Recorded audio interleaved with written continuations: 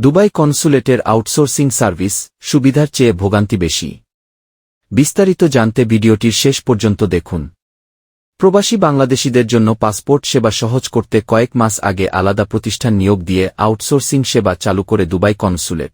তবে এসব সেবা নিতে এসে বাড়তি সময় আর অতিরিক্ত অর্থ গুনতে হচ্ছে বলে অভিযোগ করছেন প্রবাসীরা। তারা বলছেন, আগে দুবাইয়ে বাংলাদেশ কনসুলেটে যে সেবা পাওয়া যেত তা সহজ করতে আউটসোর্সিং সেবা চালু হলেও উল্টো ভোগান্তিই হচ্ছে। এমআরপি পাসপোর্টের জন্য সরকারি ফি এর বাইরে অতিরিক্ত ফি দিতে হচ্ছে।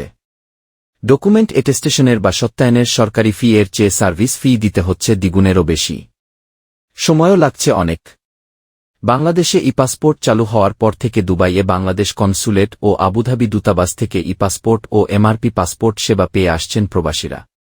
দুবাই, শারজাহ, আজমান, উম্মা আল কুয়াইন, রাস আল খাইমাহ ও ফুজিরা প্রদেশে থাকা বাংলাদেশিরা দুবাই কনসুলেট থেকে সেবা নিয়ে আসছেন। কিন্তু গত ২০ ডিসেম্বর দুবাইসহ অন্য ৫ প্রদেশের প্রবাসীদের পাসপোর্টের সেবা সহজ করতে এমআরপি পাসপোর্টের জন্য আলাদাভাবে আউটসোর্সিং সেবা চালু করে দুবাই কনসুলেট। এজন্য দুবাইয়ের আলকারামা উম্মু হুরায়রা ৩ রিম রেসিডেন্সি বিল্ডিংয়ে ওয়ান স্টপ সার্ভিস সেন্টার চালু হয়। মালয়েশিয়ান কোম্পানি ফাশওয়া গ্লোবাল বাংলাদেশিদের জন্য আউটসোর্সিং সেবার বিষয়ে চুক্তিবদ্ধ হয়। তাদের সঙ্গে চুক্তির পর বাংলাদেশ কনসুলেটে এমআরপি পাসপোর্ট সার্ভিস বন্ধ করে দেওয়া হয়। কেবল ই পাসপোর্ট, এনআইডি ও আউটপাস সহ কিছু সার্ভিস কনসুলেট থেকে দেওয়া হচ্ছে। অন্যান্য সার্ভিসের জন্য যেতে হচ্ছে ফাশওয়া গ্লোবাল আউটসোর্সিং সেন্টারে।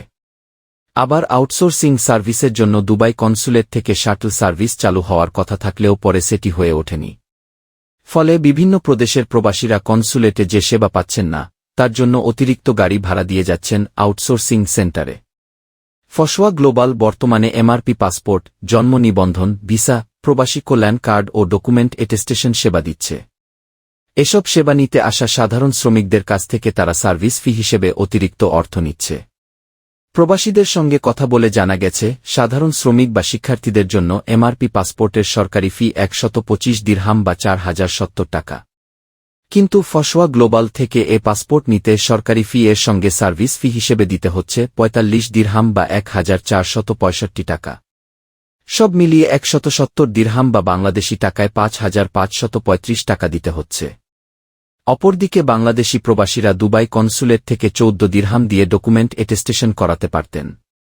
কিন্তু ফাশওয়া গ্লোবাল সরকারি এই ফি বাদেও সার্ভিস ফ্রি হিসেবে অতিরিক্ত ৩০ দিরহাম এবং এসএমএস বা হোয়াটসঅ্যাপ মেসেজ সার্ভিসের জন্য আরও ৫ দিরহাম নিচ্ছে বলে অভিযোগ প্রবাসীদের।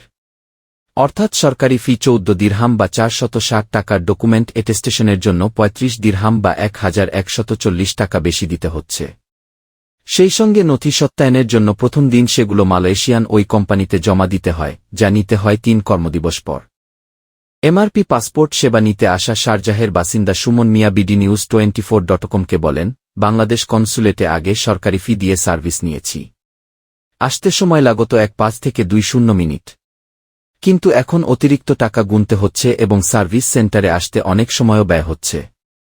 বাংলাদেশি মালিকানাধীন একটি টাইপিং প্রতিষ্ঠানের স্বত্বাধিকারী নোমান আহমেদ bdnews24.com-কে বলেন, বাংলাদেশে কনসুলেট অফিসে আগে ১-৪ দিরহাম দিয়ে সঙ্গে সঙ্গে ডকুমেন্ট এটেস্টেশন করে নিয়েছি। কিন্তু বর্তমানে ডকুমেন্ট এটেস্টেশন করতে সরকারি ফি এর পাশাপাশি অতিরিক্ত ৩-৫ দিরহাম গুনতে হচ্ছে। এছাড়া ২ থেকে ৩ দিন পর আবার এসে ডকুমেন্ট নিতে হচ্ছে। ২ দিন আসায় গাড়ি ভাড়া বাবদ অতিরিক্ত অর্থ আর সময় ব্যয় হচ্ছে। শাহ আলম নামে এক প্রবাসী বলেন, আগে কনসুলেটে সেবা নিতে এসে অনেক টাকা গাড়ি ভাড়া গুনতে হয়েছে। যে সার্ভিস কনসুলেটে নেই, সেটার জন্য আবার এখন আউটসোর্সিং সার্ভিস সেন্টারে যেতে আলাদা করে গাড়ি ভাড়া গুনতে হচ্ছে, সময়ও লাগছে। প্রবাসীদের সার্ভিস দিতে যদি সমস্যা হয়, প্রয়োজনে কনসুলেটের পাশে বড় একটা জায়গায় বাংলাদেশি টাইপিং সেন্টার চালু করা হলে প্রবাসীরা সব ধরনের সুযোগ সুবিধা পাবেন। এতে করে সাধারণ প্রবাসীদের টাকা ও সময় কম লাগত। প্রবাসীদের ভোগান্তির বিষয়ে বাংলাদেশ কনসুলেট জেনারেল দুবাই ও উত্তর আমিরাতের consul general B M. Jamal Hossain bdnews24.com-কে বলেন, উন্নত পাসপোর্ট সেবার জন্য অতিরিক্ত সার্ভিস ফি সব দেশেই গুনতে হয়। প্রবাসীদের সংখ্যা বেশি থাকায় কনসুলেটে সেবা নিতে আসা প্রবাসীদের দুবাইয়ের তীব্র দাবদাহে বাইরে দাঁড়িয়ে পাসপোর্ট সেবা গ্রহণ করাটা কষ্টদায়ক। দীর্ঘদিন প্রবাসীদের দাবির পরিপ্রেক্ষিতে স্বাচ্ছন্দ্য, নির্বিঘ্নে এবং আরামদায়কভাবে সেবা নিশ্চিত করতে এই উদ্যোগ, আউটসোর্সিং সার্ভিস, নেওয়া হয়েছে। এছাড়া অন্যান্য সার্ভিস ফি এর বিষয়টি আমরা আবার পর্যালোচনা করব। অপরদিকে আবুধাবিতে বাংলাদেশের সদ্য সাবেক রাষ্ট্রদূত মোহাম্মদ আবু জাফর বলেন, আরব আমিরাতে প্রায় ৮০ প্রবাসী বাংলাদেশিরা সাধারণ শ্রমিক হিসেবে আছেন। আউটসোর্সিং সার্ভিসের মাধ্যমে সাধারণ প্রবাসীদের অর্থ ব্যয় করার কোনো প্রয়োজন নেই। আমাদের যথেষ্ট লোকবল আছে, আর এসব সার্ভিস কনসুলেটেই দেওয়া সম্ভব। আর যদি আউটসোর্সিং সার্ভিস দিয়ে সেবা দিতে হয়, তাহলে আমাদের এত লোকবল রাখার কোনো দরকার নেই। আমরা দূতাবাসে প্রবাসীদের সকল সার্ভিস প্রদান করছি গিয়ে।